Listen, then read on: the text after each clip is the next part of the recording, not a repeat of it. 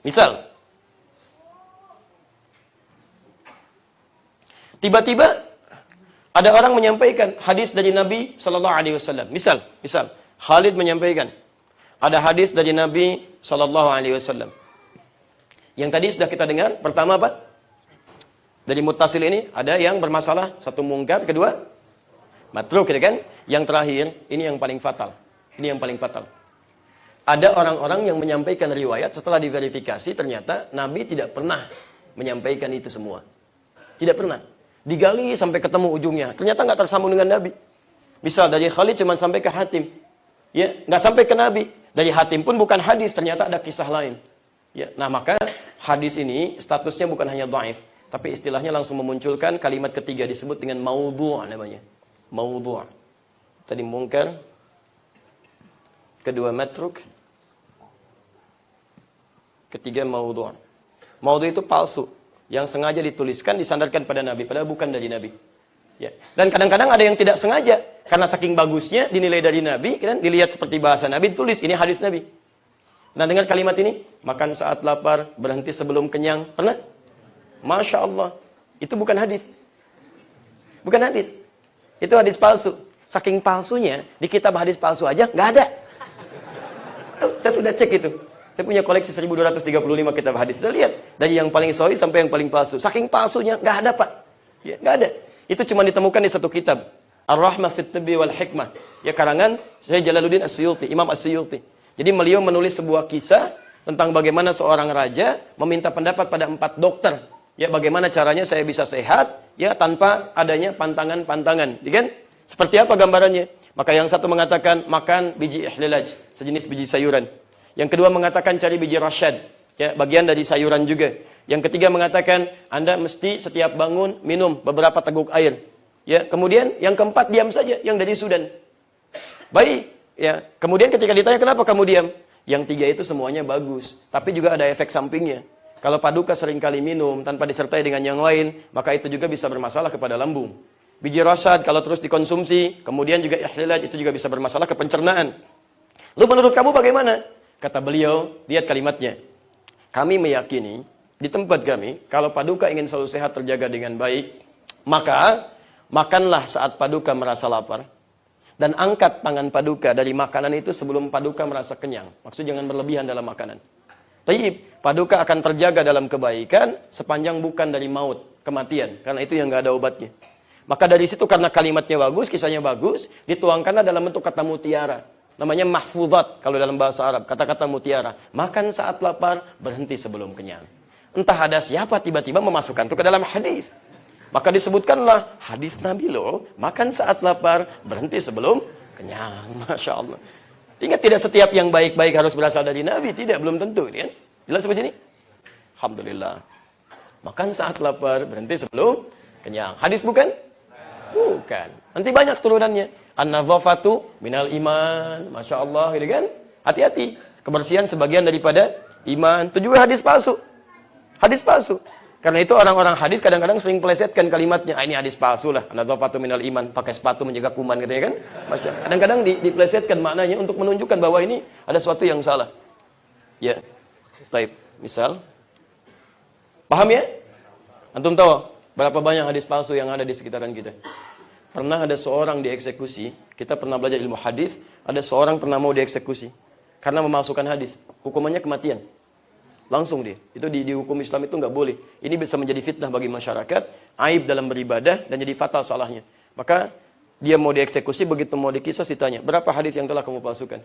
Arba'ina alfan, 40.000 hadis. Ini tidak mudah ya, tidak mudah. Nah, ini terutama saat fitnah kubra itu terjadi perselisihan yang luar biasa sampai orang berebut kepemimpinan di situ, sampai diantaranya ada orang-orang yang ingin mempertahankan kekuasaan, ingin cari simpati, atau bahkan ada orang-orang ingin mengajak orang kembali ibadah, tapi caranya salah dengan membuat berita-berita palsu, hoax, seperti ada saat ini. Ya, makanya itu yang paling tidak disukai oleh Allah. Innallaha karihalakum talatah. Allah benci dengan 3 hal. 1, qila wa qala. Sesuatu yang disampaikan tanpa sumber yang benar.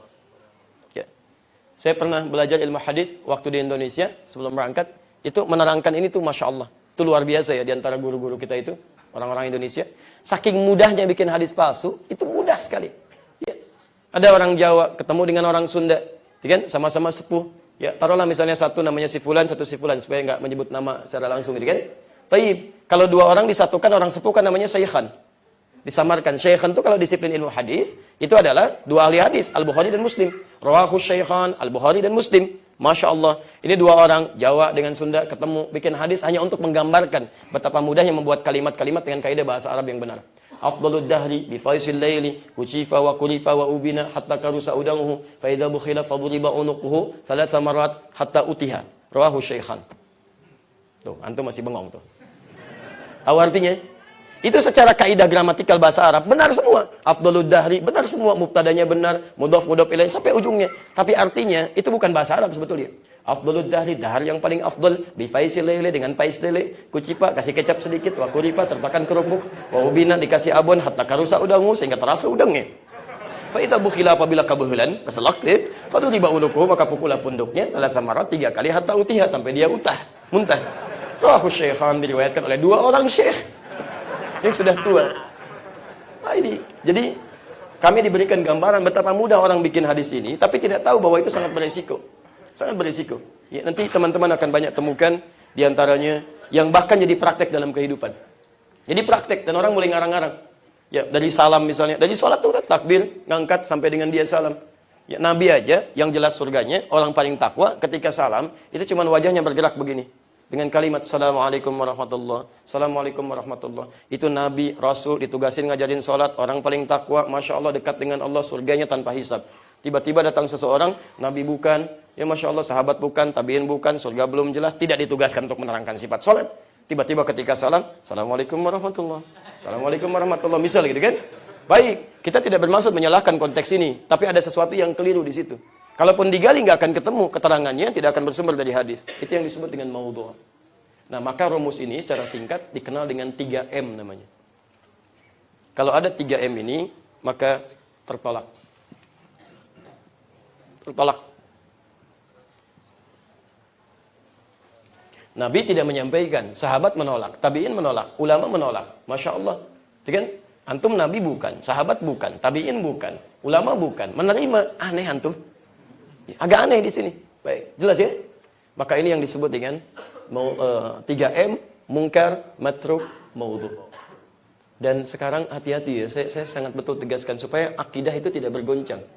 Kalau maudhu' dalam urusan-urusan istilah muamalah, mungkin masih bisa lah sedikit-sedikit kita kemudian tepikan itu. Tapi kalau sudah dalam urusan akidah ini yang paling bahaya. Sekarang orang maudhu' bukan cuma membahas hadis. Sekarang memahami Al-Quran ditafsirkan dengan maudhu', ngarang-ngarang sendiri. Itu paling bahaya itu. Tiba-tiba ada orang masuk ke tempat ibadah orang lain, menyampaikan semua agama itu sama. Ya Masya Allah, tidak ada perbedaan menuju pada Tuhan yang sama, cuma caranya aja beda-beda. Bahkan Allah bisa dipanggil dengan banyak nama. Masya Allah. Dan dipanggil dengan nama Tuhan-Tuhan yang lain. Padahal kalau dia baca Quran dengan benar, dengan baik, dulu zaman jahiliyah Tuhannya sudah ada nama. Ada Lata, ada Uzza, ada Manat, ada macam-macam. Nah orang-orang jahiliyah bertanya ke Nabi Muhammad, Muhammad kau bawa risalah baru, siapa nama Tuhanmu? Siapa nama Tuhanmu? Maka turun surah Al-Ikhlas itu, surah ke-112. Kul katakan Muhammad, huwa, dia Tuhan kamu itu namanya Allah, untuk membedakan dengan Tuhan-Tuhan yang lain. Disebut Allah untuk membedakan dengan Tuhan-Tuhan yang lain. Dan itu disepakati ketika disampaikan, diterima, sahabat terima, tabi'in terima, ulama terima. Sampai hari ini nggak ada yang berbeda pendapat. Tiba-tiba datang Anda, masuk ke tempat ibadah orang lain. Nabi bukan, sahabat bukan, tabi'in bukan, ulama bukan. Tiba-tiba nyampaikan, Allah bisa dipanggil dengan banyak nama. Bisa dengan ini, bisa dengan itu. Barangkali terlalu letih orangnya itu ya. Butuh istirahat itu.